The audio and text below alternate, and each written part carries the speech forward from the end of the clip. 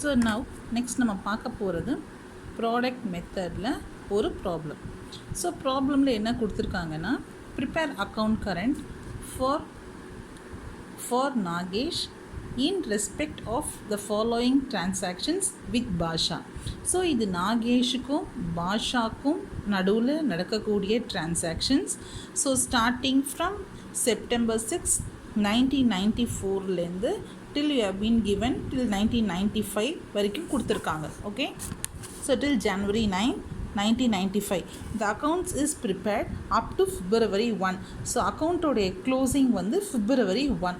calculate interest at 6% per annum. So interest 6% per annum calculate பண்ண சொல்லியிருக்காங்க. So February 1. So ஒவ்வொரு டிரான்சாக்ஷனையும் நம்ம February 1 வரைக்கும் நம்ம எவ்வளோ டேஸ் இருக்குங்கிறத நம்ம calculate பண்ணணும். So it is unusual ledger அக்கௌண்ட்டுங்கிறனால மற்றபடி I think you will be clear with the transactions எந்த சைடில் போடணும் அப்படிங்கிறது. So let us see one by one. So first September 16th goods sold to Basha 400. So ப்ராக்கெட்டில் என்ன கொடுத்துருக்காங்கன்னு பாருங்கள். This is very important. Due on 1st Octoberனு கொடுத்துருக்காங்க. வை இஸ் திஸ் இம்பார்ட்டண்ட் அப்படின்னு நீ பார்த்தேன்னா, இந்த மாதிரி எப்போ உங்கள் டியூன்னு கொடுத்துருக்காங்களோ, டியூ ஆன் எந்த டேட் கொடுத்துருக்காங்களோ, நீ டேஸ் கால்குலேட் பண்ணும்போது இந்த டேட்லேருந்து தான் கால்குலேட் பண்ணமே தவிர not from the date of transaction. Suppose அந்த மாதிரி டியூ எதுவுமே கொடுக்கல, say for next entry cash received from Basha, எந்த டியூ எதுவுமே கொடுக்கலைன்னா அப்போ நீ வந்து October 1 எடுத்துக்கலாம். பட் எப்போ ஒரு டிரான்சாக்ஷனோடைய டியூ டேட் இஸ் கிவன் அப்படின்னா அந்த டியூ டேட்லேருந்து க்ளோசிங் டேட் வரைக்கும் you should see how many days இருக்குது அப்படிங்கிறது. ஓகேயா?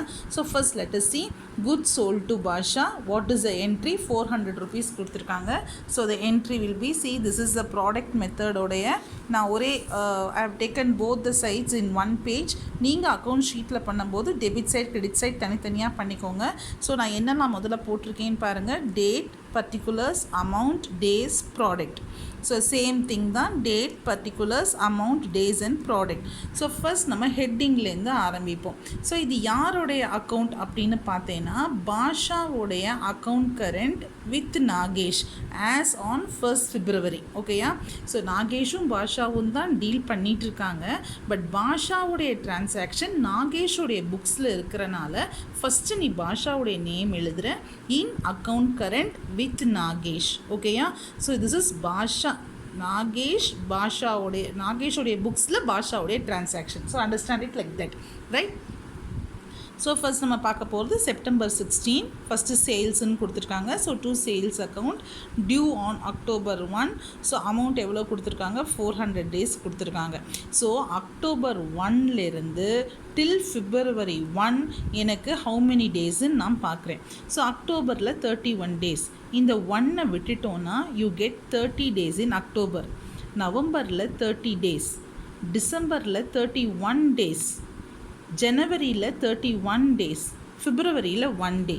So let me make it clear for you here. So I have October 30 days, அந்த ஒரு நாளை விட்டுட்டு நெக்ஸ்ட் நவம்பரில் 30 days, டிசம்பரில் 31 days, ஜனவரியில் 31 days, பிப்ரவரியில் 1 மட்டும்தான், பிகாஸ் அக்கௌண்ட்ஸ் அன்றைக்கி க்ளோஸ் ஆகிறனால. ஸோ ஹவு மெனி டேஸ்னு பார்த்தீங்கன்னா you get 123 days, right? So இப்படி தான் நம்ம டேஸை ஒவ்வொரு டிரான்சாக்ஷனுக்கும் கால்குலேட் பண்ணணும், ரைட்? ஸோ 400 அமௌண்ட் புக்கில் கொடுத்துருக்கு, டேஸ் கொடுத்துருக்கு. நான் ரெண்டையும் மல்டிப்ளை பண்ணி ப்ராடக்ட் போட்டிருக்கேன் 49,200. நெக்ஸ்ட் டிரான்சாக்ஷன் போவோம். October 1 cash received from Basha 180. So cash receive பண்ணால் we will post it on the credit side. So October 1 டேட் எழுதியிருக்கேன், பை கேஷ் 180. ஸோ October 1லேருந்து February 1 வரைக்கும் ஜஸ்ட் நோ நம்ம கால்குலேட் பண்ணோம். அதே 123 days தான். ரெண்டையும் மல்டிப்ளை பண்ணால் you get this as a product, right? Next third entry. October 21 goods purchased from Basha 1000 rupees. due on 1st December. So 1st December தான் இது due date. So இதிலேருந்து தான் நீ calculate பண்ணும், right? So goods purchased from Basha, it will be on the credit side. So October 1 by purchases 1000 rupees. So October due date 1st Decemberங்கிறனால அதுலேருந்து நீங்கள் calculate பண்ணுங்கள். இந்த 1 விட்டுட்டிங்கன்னா டிசம்பரில் 30 days, ஜனவரியில் 31 days, அப்போ you get 61, பிப்ரவரியில் 1, so 62 days. So you get 62 days. இதோட ரெண்டு ப்ராடக்ட்டும் உங்களுக்கு இங்கே கிடச்சிருச்சு. Next entry, October 21. Goods again, so we have seen this third entry, yeah? So fourth entry is November 1, paid to Basha 660 rupees. So Bashaக்கு கொடுக்குறனால this is a debit entry. So November 1 to cash account 660. So days calculate பண்ணியிருக்கேன், product போட்டிருக்கேன், right? Next again you get December 1 paid to Basha 600 rupees. So again அதே மாதிரி December 1 to cash account 600 rupees. So number of days மட்டும் இங்கே differ ஆகும். So ப்ராடக்ட்டும் அதுக்கு தகுந்த மாதிரி டிஃபர் ஆகும். Next is December 5. Goods purchase from Basha 1000 rupees due on 1st Jan, right? So பர்ச்சேசஸ்னால் நம்ம இங்கே எழுதியிருக்கோம் December 5 by purchases 1st January அப்படிங்கிறனால இதை விட்டுட்டா you get 30 days in January. பிப்ரவரியில் ஒரு நாள், so 31 days. So 1000 into 31, 31,000 product வந்திருக்கு.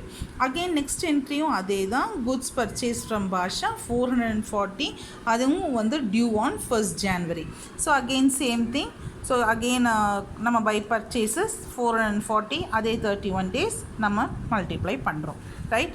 Now the last entry is paid to Basha 1100. So paid to Basha 1200. We have written here to cash account 1200. Number of days போட்டிருக்கோம், product போட்டிருக்கோம். Next is goods sold to Basha. So that is sales. So இங்கே எங்கே due date என்னன்னு பாருங்கள். 1st February தான் due டேட்டே கொடுத்துருக்காங்க.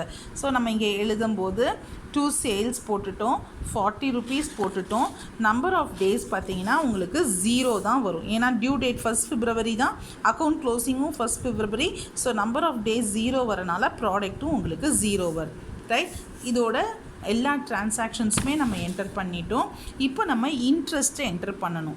Interest enter பண்ணுறதுக்கு நம்ம என்ன செய்யணும்னா ப்ராடக்ட் காலம் ஆன் போத் த சைட்ஸை நம்ம டேலி பண்ணுறோம், ரைட்? ஸோ நம்ம போத் த சைட்ஸ் டேலி பண்ணும்போது நமக்கு டெபிட் சைடில் தான் நமக்கு அதிகமாக இருக்குது. இங்கே நமக்கு 55,540 rupees கம்மியாக இருக்குது. அதை தான் நம்ம பேலன்ஸ் கேரி டவுன்னு போட்டு 55,540 rupees போட்டோம்.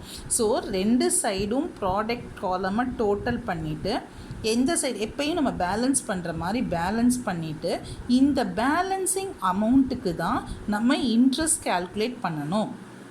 அந்த இன்ட்ரெஸ்ட்டை எந்த இடத்துல எழுதணும், எந்த சைடு லார்ஜர் அமௌண்ட்டாக இருக்கும் அந்த சைடு தான் எழுதணும். ஸோ எங்கே நமக்கு லார்ஜராக இருக்குது, டெபிட் சைடு தான் லார்ஜராக இருக்குது. ஸோ நான் இன்ட்ரெஸ்ட் எப்படி கால்குலேட் பண்ணியிருக்கேன், அந்த பேலன்ஸ் அமௌண்ட் 55,540க்கு 6% இன்ட்டு 1/365. பிகாஸ் நம்ம February 1 இன்ட்ரெஸ்ட் கால்குலேட் பண்ணுறனால 1/365ன்னு போட்டால் யூ கெட் இன்ட்ரெஸ்ட் 9.13. இது நம்ம எந்த காலமில் போடுறோம், அமௌண்ட் காலமில் போடுறோம். Again you are balancing the amount காலம் in the same way and you get here balance 289.13. இதுதான் this is the balance for the next accounting period. so நம்ம அந்த balance February 1 கீழ கொண்டு வரோம் 289.13, right? hope it is clear. so நான் ஒரு சம்ம மட்டும் focus the sum, நீங்கள் சம்ம எழுதிக்கோங்க, எழுதிட்டு you do it.